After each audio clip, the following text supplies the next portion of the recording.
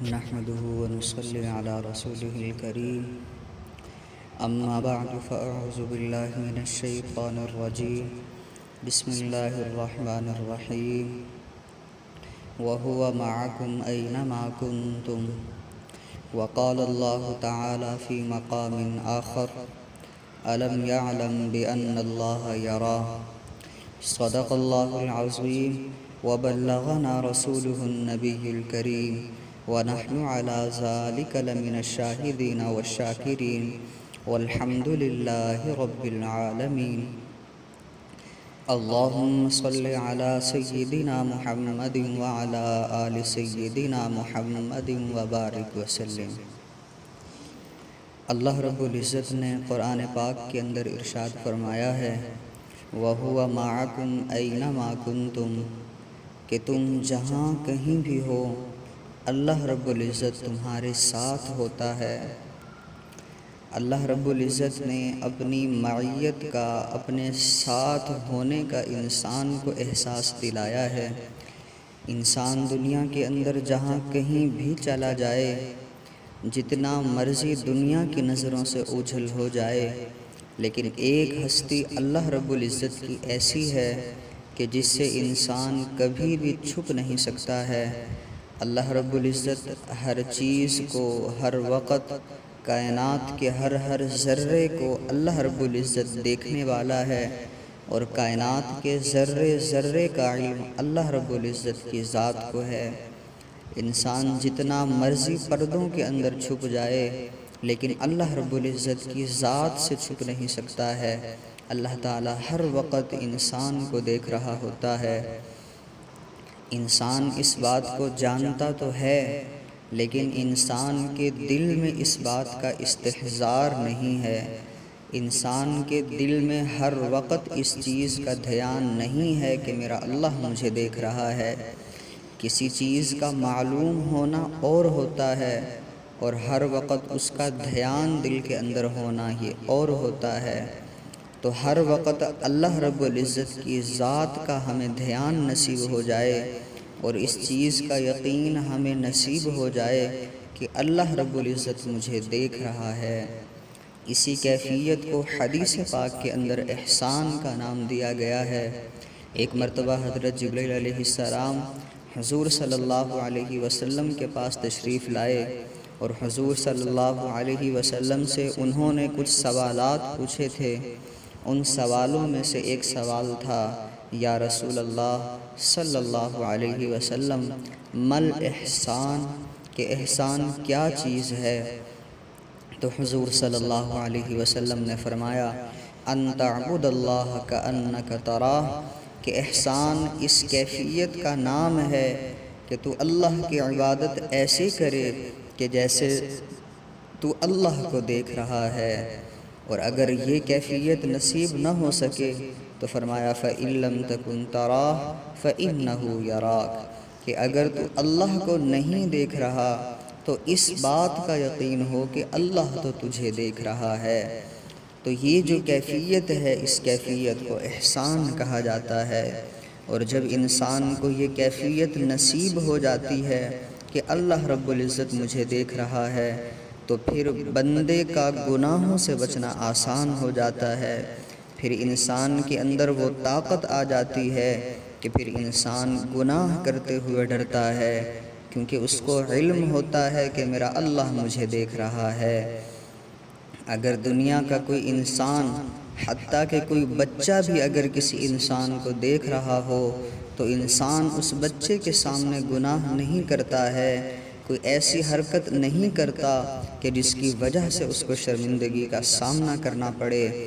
لیکن اللہ رب العزت کے دیکھنے اور اس کے ساتھ ہونے کا جو یقین ہے اور یہ جو دھیان ہے، یہ ہمارے اندر سے کمزور ہوتا جا رہا ہے۔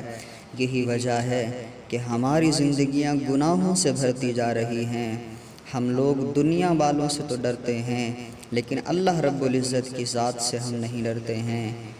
اگر ہم کہیں کسی بڑے شاپنگ مال پر شاپنگ کرنے چلے جائیں، کسی بڑے اسٹور کے اوپر چلے جائیں جہاں پر کیمرے نصب ہوتے ہیں، یا کہیں پر لکھا ہوا ہوتا ہے کہ خبردار کیمرے کی آنکھ آپ کو دیکھ رہی ہے۔ اس ایک جملے کے لکھے ہونے کا اتنا یقین ہمارے دل کے اندر ہوتا ہے، اور ہر وقت اس بات کا دھیان چل رہا ہوتا ہے کہ اگر میں نے یہاں دکان سے کسی چیز کی چوری کی، میں نے یہاں پر کوئی غلطی کی، تو میں یہاں پکڑا جاؤں گا، یہاں پر کیمرے لگے ہوئے ہیں۔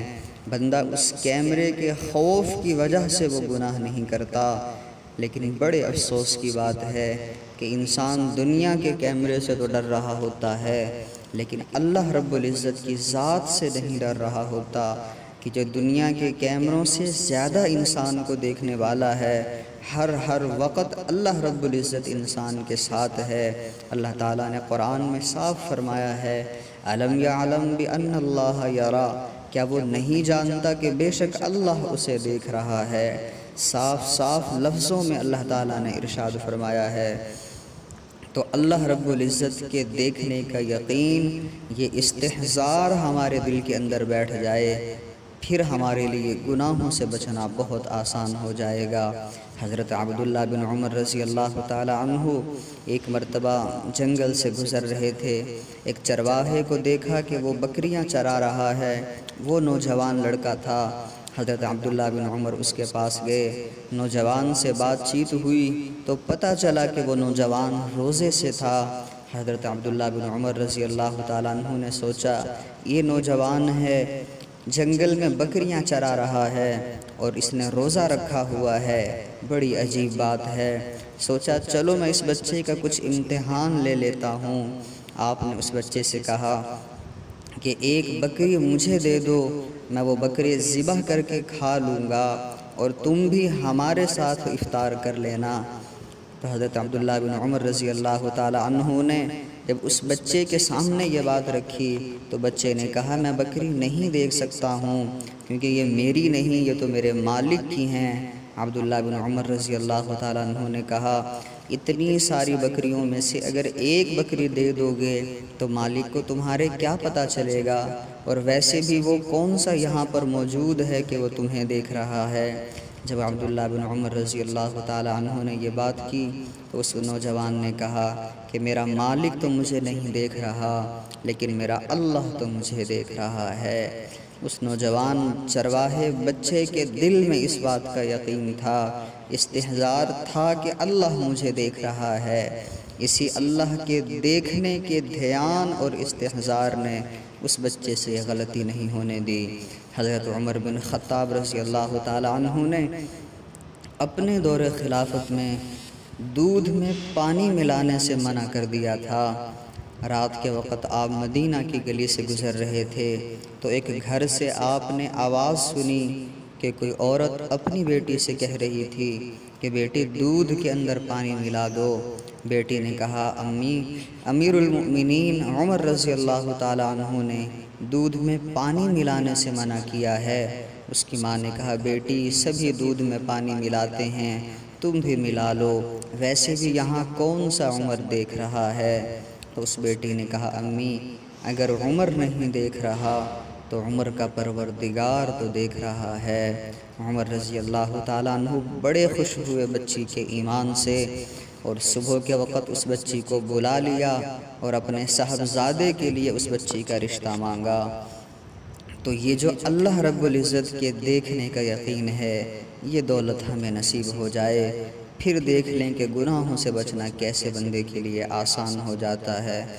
اور جب اس بات کا استحضار ہو جائے گا تو بندے کے دل میں اللہ کا خوف بیٹھ جائے گا، اور پھر بندہ کبھی گناہوں کی جرات نہیں کر سکتا ہے۔ ایک مرتبہ ایک والد اپنے بیٹے کے ساتھ کہیں کسی جگہ سے گزر رہا تھا، گزرتے ہوئے راستے میں انگوروں کا ایک باغ آیا۔ باپ کا دل انگوروں کو دیکھ کر للچانے لگا، اس نے بیٹے کو وہیں روک کر خود کو باغ کے اندر لے گیا اور وہاں سے انگور توڑنے لگا۔ تھوڑی ہی دیر میں بیٹے نے آواز لگائی یا ابی، اے میرے ابو، اے میرے ابو، احد یرانی احد یرانی، کہ ابو کوئی دیکھ رہا ہے، ابو کوئی مجھے دیکھ رہا ہے۔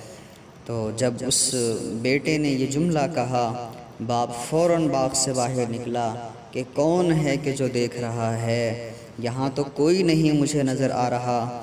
بیٹے نے کہا ابو کوئی اور نہیں، اللہ تو دیکھ رہا ہے۔